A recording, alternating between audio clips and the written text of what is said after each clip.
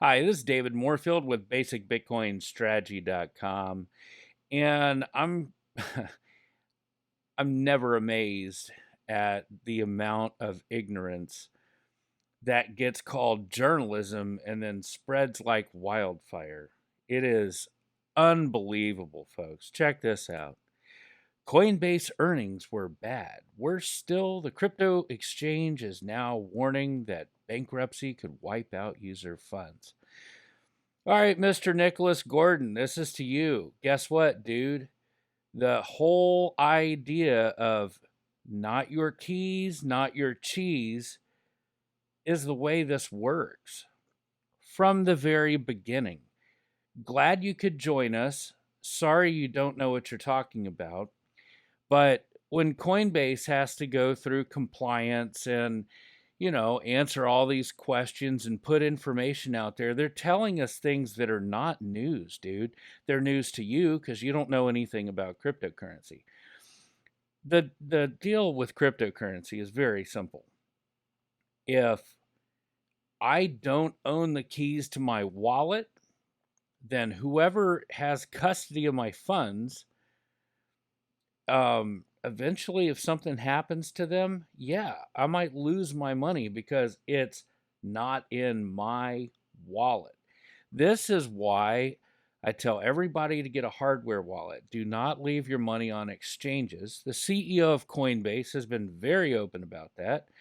He has been as transparent as anybody can be. I see him as being a good citizen in the community. I mean, he's flat out told people, get your money off of the exchange. Get a hardware wallet.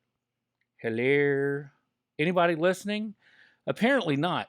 So, Mr. Gordon, I love your clickbait, and I'm trying to decide, are you just ignorant about cryptocurrency or do you have an agenda? Because it seems that after you put this article out, next thing you know, now people are like, "Oh my god, Coinbase is going bankrupt. Oh, I need to sell. Oh, I need to get my funds out of there." Yes, you do. But that hasn't changed. Coinbase isn't going bankrupt. Okay? That's Let's just get past that. There was never this risk last week of Coinbase going bankrupt. This is an overreaction by people that, like I said, either they don't understand how this works or they have an agenda to pull the markets down. Now, when it comes to journalists, I pretty much lean towards they're just ignorant and don't know better. Because if they were trying to manipulate the market, that would require too much intellect, and I just don't see that happening. I've I've sat around a table with some network executives, and I can tell you that these conspiracy theories of oh, they're getting together to manipulate the market. No, they're not smart enough to do that. It's Sorry, it's just that they're ignorant. They don't know any better. They don't know what they're talking about, but they see themselves as the arbiters of truth, and it's the worst display of narcissism that you can imagine. And you know, I just kind of see it as it's so disingenuous and so asinine to come out with an article like this, stirring fear that new people into crypto. They're like, oh, I better just get my money back out. And yeah, that's going to hurt the market, but in the end, they're just hurting themselves. It's like they've declared Bitcoin dead 5 million times since Bitcoin even first showed up in the news. Up until recently, I can honestly say I hadn't even seen anybody on the news that even really knew what they were talking about. But this last week I actually saw Miss Brunel, who Tucker Carlson had her on his show, and she knocked it out of the park. So people are starting to, I guess some news agencies are reaching people that actually know what they're talking about, which is that's refreshing. But look, if you're new to cryptocurrency, number one, and yeah, I know I'm on YouTube, so when I say don't listen to YouTubers, I'm talking about others, not just, not me, but these guys that have the face and they have to put all this crap on there to get you to watch their videos, and then they tell you you're going to be a millionaire by next week. That's all garbage. Okay? And half of those guys, they're getting paid to tell you this crap about certain projects. Look, do your own research. Read into how this works. Understand how it works. Talk to people. Um, I would tell you to go to basicbitcoinstrategy.com and look at my suggested rules. And don't just trust them because I say to trust them. Look at them. Read up on them. See if I know what I'm talking about. If I were to summarize what I have written there, it's don't trust anybody else with your money. You're the only person you should ever trust. That's, yep. Like anybody that says, oh, I have a platform is a key word that should raise a red flag. I have a platform that you can join where you're going to make money. Be very careful. They're going to take your money. It just is what it is. I tell people to never use, like, when you get a digital wallet, like a hardware wallet, like a Trezor, right? And you get your recovery seed. That recovery seed, if anybody else gets a copy of it, they have full access to your wallet and can take every dime you have. So you have to take some precautions when you're providing custody for your own, such as never make a digital copy of your recovery seed. That means don't take a picture of it. Don't keep it in a text file. Don't keep any kind of digital trace anywhere of what that recovery seed is. Because it's not that hard for something digital to get leaked, possibly show up in your iCloud, and then maybe your iCloud gets hacked and oh, great, somebody has your recovery seed. That's really, really bad.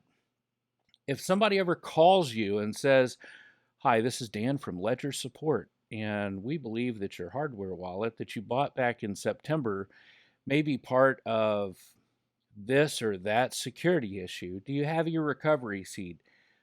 Don't do it. Every single time somebody has ever said, what is your recovery seed? They're trying to steal from you. These are things that, I've been preaching on my site for a long time, and prove me wrong. Go read them. I put them out there for a reason. I put them out there because a lot of people don't know any better. Don't go to a machinist down the road, give them your recovery seed, and have them engrave plates. I mean, then somebody else has your recovery seed. If you're going to engrave plates, then buy an engraver on Amazon and a piece of metal and do it yourself. After Katrina, I saw a lot of safety deposit boxes that had been submerged in 10 feet of really nasty water, and people lost everything. So I get engraving plates or doing something that's waterproof. I totally get that. I had money on an exchange when it got hacked years ago, and at the time, it was kind of painful. It sucked. I walked away from crypto for a couple of months when really what I should have done is just bought a whole lot more. And today, the sum of that would be life-changing. So, I kind of see it like I paid for my education. I made that mistake myself. And I really would like to know that I helped somebody else avoid that level of pain moving forward in their life. So, you know, when you read these stories, you got to ask yourself, who wrote it? Do they even know what they're talking about? Is this news, or is this something that those who are in the know have known for years? And quite frankly, this right here is like calling the fire department when you see steam coming out while somebody's running the dryer. That's about how much sense this type of hit piece makes to me. And the fact that people are freaked out about it, it just tells me that the general public has a very, very long way to go to learn about how cryptocurrency works, what you should and shouldn't do. And I'm still struggling with trying to figure out how to get people to learn these things. I'm trying to get people to learn it for free, and I don't know, maybe I should charge for courses. Maybe then somebody would think, "Oh, that's some valuable information." I have no idea. But it's just it's kind of nuts. Like when you see some of these news stories and you read about a third of the way into it and you have to put it down because it's just that stupid. And then somebody calls it journalism. Like I got a degree in journalism, and I look at quote journalism today. Journalism is dead, folks. In this space, there's a lot of people that get really wrapped up in hype, and you got to separate the hype from facts. Now, like for example, there's some projects out there that the only reason that they go up in value is because they have a community who are brainwashed into really supporting them. But they don't offer anything revolutionary other than just a bunch of empty promises. I mean, if I read a white paper about, oh, this project's going to cure cancer on the surface of Mars, okay, sure. They can say whatever they want in a white paper. Proof is in the pudding. Like, what are you doing to get there? And that this is why when I'm looking at projects and I'm trying to decide, is that a project I want to get involved in? One of the main things I look at is the people behind it. Do Kwon is a great example this last week. That arrogant, I'm okay, I'm going to keep this clean. He is arrogant and very much a narcissist, condescending towards people, likes to get into Twitter feuds. He wrote some checks he can't cash. He made some bets that obviously, yeah, he lost big time. And everybody that had money entrusted into his project, gone. So always look at the people behind the projects because they will be the reason for the success of the project or for the downfall of the project. This is basically the reason why I don't get involved in Cardano at all, because of Charlie Hoskinson. And many of y'all have heard my views on Charlie Hoskinson. So, I'm not going to go there again. If you're interested, go look at his history.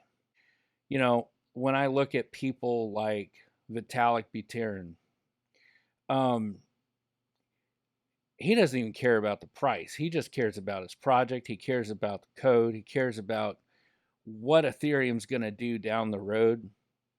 And and then he just gives things away to people in need. And quite frankly, Vitalik Buterin, I got a lot of respect for him. I don't know if Bitcoin has gained a lot of value recently, or the US dollar has just lost that much value recently. But when you have Bitcoin gaining value and you have the dollar losing value, the delta is accelerated. And sure, there's always corrections. There's always some volatility because of stupid articles that journalists put out thinking they're doing a good thing when they have absolutely no background or expertise about what they're talking about. And that's okay because the readers don't, for the most part, understand it. And so they buy it hook, line, and sinker. They panic. And then the smart ones are sitting back, and every time there's a huge dip, they just buy some more. You know, that's something about psychology that I still have not figured out.